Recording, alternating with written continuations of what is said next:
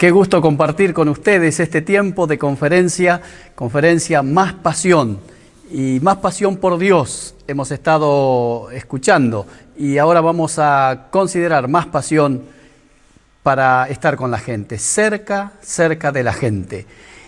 Todos sabemos que la iglesia no es el edificio, quedó demostrado en este tiempo. La iglesia no es la organización, no son las actividades que hacemos, no es ni siquiera la doctrina que predicamos. La iglesia es el cuerpo de Jesucristo, que se mueve aquí en la tierra y que funciona representando a Jesús, al Señor.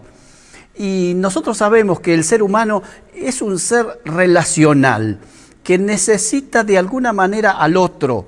En el encuentro con el otro, el hombre se siente identificado a sí mismo, siente que es quien es porque ve al otro. Alguien dijo, un psicólogo famoso dijo, si no existiera el otro, no sabría yo quién soy, ni siquiera podría definirme como un ser humano. Me defino en tanto y en cuanto estoy con el otro. Por eso el ser humano necesita relaciones íntimas, relaciones profundas, relaciones duraderas. Pero esas relaciones son entre persona y persona. Siempre decimos que la iglesia, lo más importante que tiene, después de su Señor, de Jesucristo como Señor de la iglesia, lo más importante que tiene una iglesia son las personas. Y cuando nosotros descuidamos este concepto de que lo más importante son las personas, empezamos a utilizar tiempo, recursos, esfuerzos en cuestiones que no son el sentido que tiene la iglesia. La iglesia son las personas. Joe Rivas, un investigador y asesor de empresas internacional, él escribió un artículo acerca de las 6 necesidades de todos los seres humanos. Y las empresas que producen servicios o producen productos que satisfagan esas necesidades deben estar encuadradas dentro de estas 6 necesidades básicas del ser humano. Y él habla de la necesidad de certeza que tiene el hombre, la necesidad de encontrar variedad, y por eso los productos van cambiando y los servicios se van ayornando. El sentido de significancia que tiene el hombre, es una necesidad que tiene, necesidad de crecer, de superarse y necesidad de contribuir, de sentirse útil. Pero la cuarta necesidad que él menciona, yo la dejé para el final, pero la pone en cuarto lugar, es la necesidad de conexión y relación, es decir, encontrarse con el otro. Interesante, es una necesidad básica del ser humano. Y sabiendo esto, nosotros vamos a la Biblia y encontramos que esto no lo inventó ningún investigador, ni asesor de empresa, ni mucho menos. Esto viene desde el mismo comienzo de la raza humana. Cuando Dios creó a Adán y a Eva, Adán estaba solo allí y entonces aparece la primera sentencia creacional que dice así: dijo Dios, no es bueno que el hombre esté solo. Y aunque esta sentencia la solemos aplicar exclusivamente al matrimonio, sin embargo, esta sentencia es genérica, trasciende el matrimonio. Esta sentencia significa que el hombre solo no está bueno, no está bueno que esté solo. Y cuando Dios dice que algo no es bueno, no es bueno. Pasa el tiempo y nace Caín y Abel, y Caín tiene envidia de Abel y lo mata. Y viene Dios y pregunta, ¿dónde está tu hermano? El interés de que el hombre satisfaga la necesidad de estar con el otro es un interés de Dios. Primero, no es bueno que esté solo, y luego aparece la sentencia esta, o la pregunta esta, que aparece en el mismo Génesis, en el comienzo, es Dios preguntándole a Caín, ¿dónde está tu hermano? La actitud del hombre es siempre la misma. Caín responde a esta pregunta, ¿soy yo acaso guarda de mi hermano? El egoísmo del hombre le ha llevado a ir en contra de lo establecido por Dios, que es encontrarnos, que es estar juntos, que es preocuparnos unos por otros. Caín dice, yo no soy guarda de mi hermano. Esta pregunta que se contesta a sí misma, porque es una pregunta que sin darse cuenta, Caín hace una pregunta retórica que tiene la respuesta en sí misma. ¿Soy yo acaso guarda de mi hermano? La respuesta de toda la Biblia es sí, sos guarda de tu hermano. Sí, debes cuidar a tu hermano. Sí, debes estar cerca de tu hermano. Así que en el Evangelio nosotros encontramos que Dios responde a esta necesidad del ser, de encontrarse con el otro. Cuando el hombre peca, se ofende a Dios, desobedece a Dios, Adán y Eva, cuando caen en la tentación, se les genera 3 cortes en las relaciones. En primer lugar, Adán y Eva cortan la relación con Dios, porque se esconden de Dios. Después cortan la relación consigo mismo, porque se ven desnudos y se les da vergüenza. Y luego cortan la relación con el otro, porque Adán dice, la mujer que me diste, es decir, la alejó, la sacó de su intimidad, de su círculo de relaciones.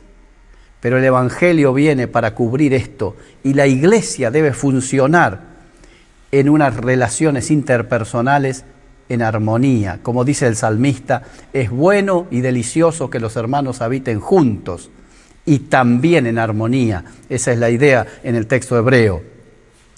Así que, hecha esta introducción, nosotros pensamos que cuando miramos la situación actual que nos toca vivir y ante la necesidad de vivir en contacto con el otro y ante la experiencia que estamos viviendo de cuarentena, de alguna manera de alejamiento obligatorio de los demás y tener que vivir encerrados, la iglesia de Jesucristo debe actuar para cubrir esta necesidad que el ser tiene, que el ser humano tiene, que los hermanos de la iglesia tienen, esa necesidad de cercanía.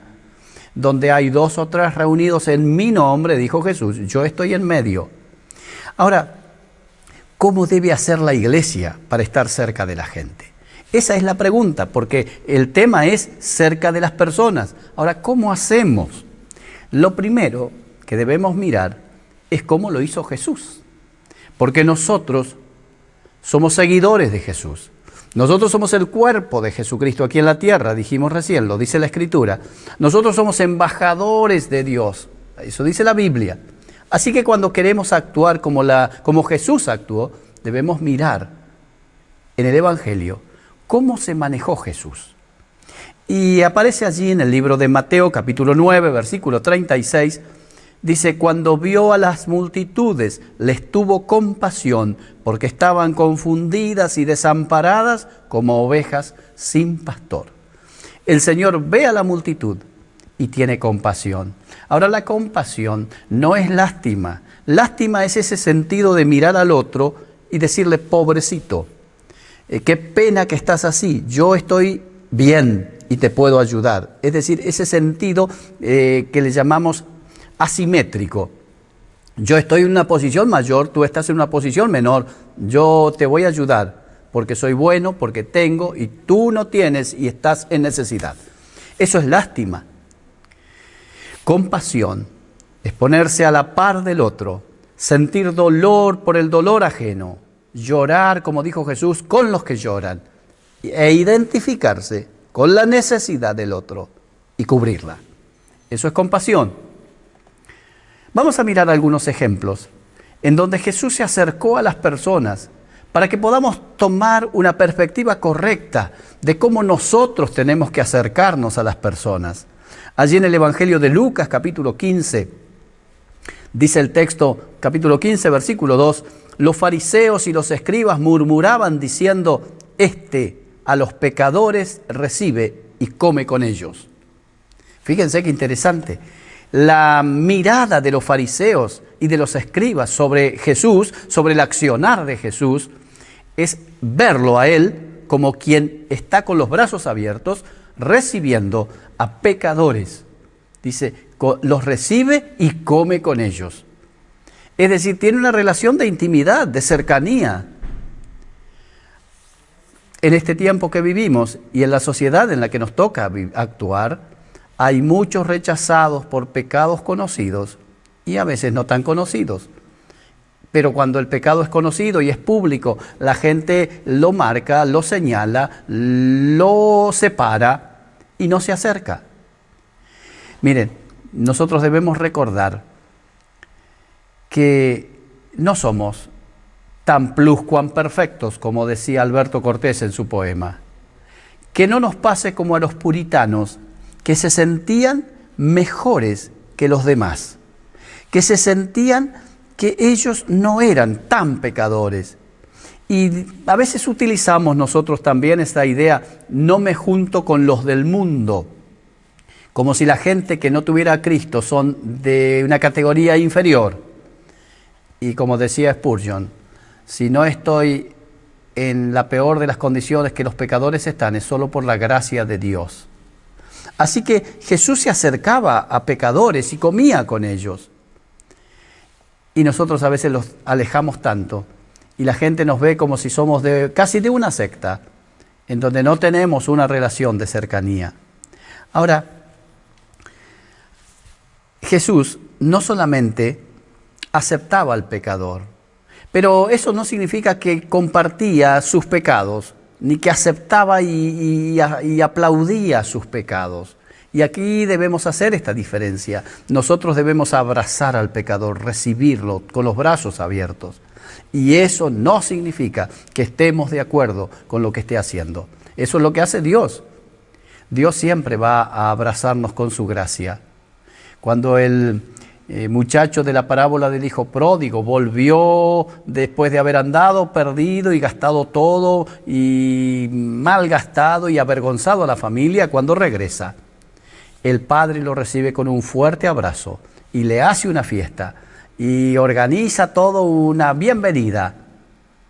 Pero no significa que le estaba diciendo, qué bien lo que hiciste. No, estaba mal lo que hizo. Pero como el muchacho se arrepintió, es la única condición que Dios pone.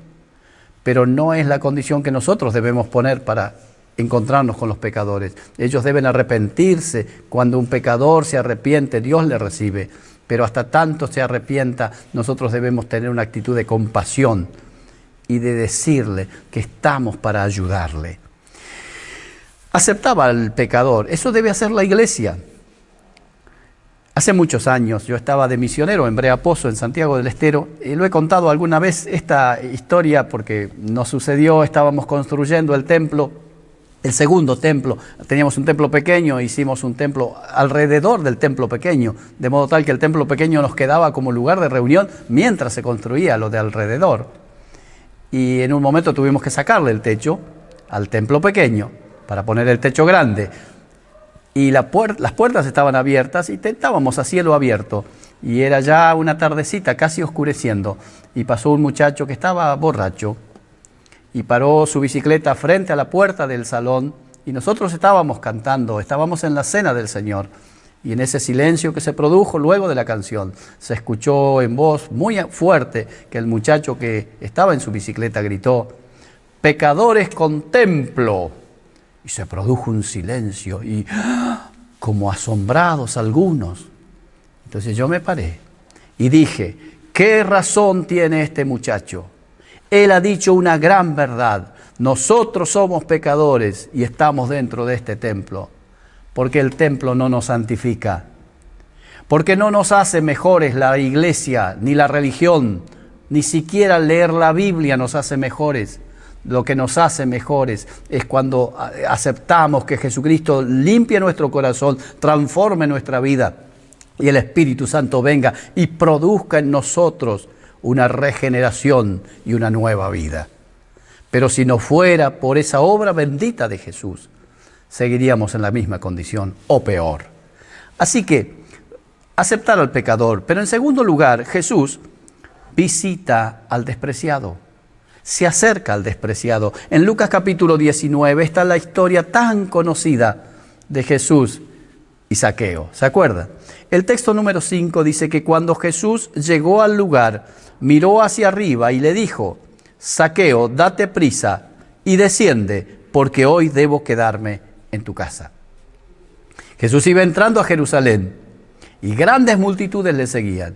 Y Zaqueo quería ver a Jesús, pero Zaqueo era un jefe de los publicanos, y era un hombre ladrón, y era un corrupto, conocido, público, y nadie lo dejó que se acerque a Jesús. Así que Zaqueo se subió a un árbol, a un pequeño sicómoro, quizás un paraíso, de estos que conocemos, paraíso japonés, y desde allí estaba espiando, mirando, y cuando Jesús pasó debajo de ese árbol se detuvo y levantó la vista.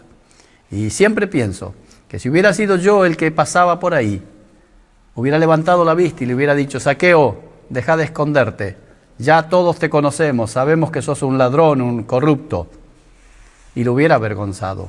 No es eso lo que hizo Jesús. Nunca Jesús avergonzó a las personas. Nunca Jesús se rió de las personas. Nunca las señaló públicamente, sino que la voz amorosa de Jesús y su corazón lleno de gracia y de compasión le hizo una invitación: Zaqueo, voy a ir a tu casa. Voy a ir a estar en tu comedor, en tu living. Voy a conversar con vos. Voy a ayudarte, Zaqueo. Y dice el texto: hoy voy a quedarme en tu casa. En este tiempo que vivimos, hay muchos que se sienten despreciados porque nadie les presta atención. Hay personas que fueron señaladas por sus pecados. Hay personas que fueron discriminadas, que fueron abandonadas. Hay personas que necesitan que vayamos por ellas, que las llamemos, que las visitemos, que les mandemos un WhatsApp, que nos conectemos por las redes sociales, que podamos decirles: yo quiero estar cerca tuyo, yo quiero acompañarte, yo quiero que sepas que contás conmigo. ¿Cuántas personas están en una situación de abandono? Y en este tiempo que vivimos, todos estamos necesitando que alguien piense en nosotros, que nos llame, que nos mande un mensaje, que podamos sentir que de verdad valemos para otros. Eso es lo que la gente necesita. Y no debiéramos quedarnos nosotros en esa posición de comodidad, en donde no me importa el otro. Si yo estoy bien, no hay problema. No es así. No es lo que hizo Jesús. Él estuvo dispuesto a ir a la casa de Zaqueo. Y claro, cuando fue a la casa de Zaqueo, la gente no lo felicitó a Jesús. La gente lo criticó a Jesús. La gente no quería que Jesús vaya a la casa de Zaqueo. Y Jesús siempre se manejó con la verdad y con la gracia. Porque, como dice el texto de Juan, vimos su gloria lleno de gracia y de verdad. Y ese corazón lleno de misericordia y de gracia hizo que Jesús fuera a la casa de Zaqueo. Y no está el relato, cómo me encantaría saber de qué conversaron. Pero lo cierto es que aunque no está el relato de la conversación, vemos el resultado en la vida de Zaqueo. Fue transformado y devolvió lo que había robado y ayudó a los pobres. Porque cuando Jesús interviene en la vida de las personas, todo cambia. Pero para que Jesús intervenga en la vida de las personas, vos y yo tenemos que estar cerca de las personas para compartirle a Jesucristo. No para compartirle un discurso, una doctrina, sino para compartirle a Jesucristo. La persona de Jesús tiene que estar reflejada en nuestra vida. La manera de pensar de Jesús debe ser nuestra manera de pensar. La manera de hablar con las personas debe ser la manera que Jesús tenía. La manera de tomar decisiones, la manera de opinar, la manera de dar, la manera de compartir debe ser como la que Jesús tenía. Y cuando así sucede, las personas se sienten acompañadas. Las personas se sienten que tienen valor y las personas van a volver a Jesús. Y nuestros hermanos van a ser edificados.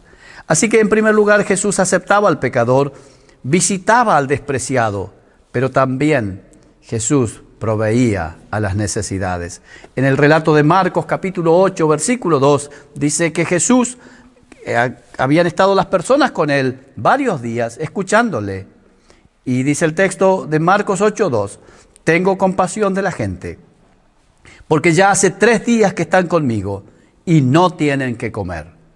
Jesús está pensando en la necesidad física, material de estas personas.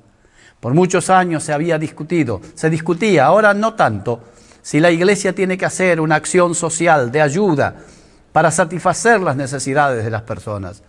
Y por mucho tiempo, estos dos conceptos quedaban en los extremos. Había quienes decían que solamente había que predicar el Evangelio y otros decían que había que hacer acción social. Y entonces se separaron los grupos, pero pasó el tiempo y algunos revisaron nuevamente el texto bíblico y pudieron observar y darse cuenta que cuando Jesús daba discursos y predicaba el Evangelio, estaba pensando también en las necesidades de las personas. Y aquí está claro el texto, dice: tengo compasión de la gente, ya hace 3 días que están conmigo. Lo estaban escuchando la doctrina de Dios, el mensaje de Dios, el Evangelio. Pero estas personas tenían hambre. Y Jesús dice: tengo compasión de la gente, porque ya hace 3 días que están conmigo y no tienen que comer. Y Jesús multiplicó panes y peces para darles de comer a estas personas, para satisfacer sus necesidades. Y hay muchos que necesitan que se les pueda suplir estas necesidades. Algunas son necesidades básicas y otras no tan básicas, pero son necesidades. Y quienes necesitan satisfacer necesidades básicas nos presentan una gran oportunidad para compartir de Jesucristo, para mostrarles el servicio cristiano, para mostrarles la generosidad de las personas que tenemos a Cristo en nuestro corazón, para mostrarles cómo es Jesús, porque Jesús siempre estuvo cerca de las personas. Por eso debemos estar atentos, muy atentos, a qué necesitan las personas que nos rodean, qué momentos difíciles están transitando. Algunos tienen la experiencia de vivir la muerte de un ser querido. Allí hay una necesidad de acompañar, de estar con ellos, de llamarles, de hacerles sentir que nosotros estamos dolidos también. A veces hay accidentes. Las personas tienen accidentes en la ruta, en la vía pública, y necesitan la ayuda. Personas que están en situaciones de separarse de sus matrimonios. Por supuesto que Dios no lo aprueba, pero una vez que ya lo hicieron, hay que acompañarlos. Algunos pierden su trabajo y están en necesidades, y nosotros debemos ayudarles, a veces económicamente, a veces con nuestras capacidades de contacto con otros, poder ayudarle a conseguir un nuevo empleo. A veces hay que enfrentar situaciones de enfermedades terminales en las personas que estamos acompañando o en seres queridos de esas personas. Y entonces se produce un gran sufrimiento, un gran dolor. Allí es donde Jesús estaría presente. Allí es donde la iglesia tiene que estar presente. Allí es donde vos y yo tenemos que estar presentes. No puede pasar la necesidad del otro desapercibida por mí. No puedo ser indiferente. No puedo hacer como si no pasara. La necesidad del otro debe ser mi necesidad. Tengo compasión, dijo Jesús. Me duele el dolor ajeno. Y eso es lo que debemos hacer. Tantas veces hemos leído la parábola del buen samaritano. Un hombre descendía de Jerusalén a Jericó y en el camino fue encontrado por ladrones, los cuales hiriéndole le despojaron y le dejaron medio muerto. Y un sacerdote que pasaba viéndole, siguió de largo. Y un levita que pasaba viéndole, pasó de largo. Eso es lo que Jesús enseñó que no se debe hacer. Pero un samaritano que iba de camino viéndole, fue movido a misericordia y bajó de su cabalgadura y curó sus heridas con aceite y vino y luego lo puso sobre su cabalgadura y le llevó al mesón y le dijo al mesonero: cuídamele. Y le dio 2 denarios y si algo gastare de más, yo te lo pagaré cuando regrese. Ese es Jesús y su manera de actuar. Eso es como Jesús espera que nosotros actuemos con nuestro prójimo, con el que tenemos cerca. Así que Jesús no dejó a ningún necesitado abandonado. Y eso es lo que nos enseñó. Por eso debemos nosotros estar atentos. Hay gente que no tiene necesidades básicas, pero son necesidades. Se van a mudar y necesitan que alguien les ayude a cargar sus muebles. Se van a mudar y necesitan que alguien les ayude a encontrar un vehículo para hacer la mudanza. Nosotros debemos estar atentos. Hay personas, hay adolescentes y jóvenes que están por rendir un examen y necesitan ayuda y necesitan apoyo. Si yo no se los puedo dar, buscaré a alguien que les pueda ayudar, pero estaré atento. A veces hay personas que se tienen que hacer estudios médicos y no saben cómo pedir sus turnos porque son personas mayores. Ahí tenemos que estar. Hay veces que hay que hacer trámites por internet y es tan difícil y tan engorroso. Y las personas que han pasado los 50 y los 60, que no les es fácil hacer este tipo de trámites. Muchachos y chicas, ustedes que son jóvenes, pueden hacerlo. Hay que estar dispuestos. ¿Saben por qué? Porque Jesús lo hubiera hecho. Estar cerca de la gente es estar para ayudar, es estar para acompañar, es estar para servir, es estar para mostrar que Jesús está presente. Debemos estar cerca de las personas para servirles, como lo hizo el Maestro.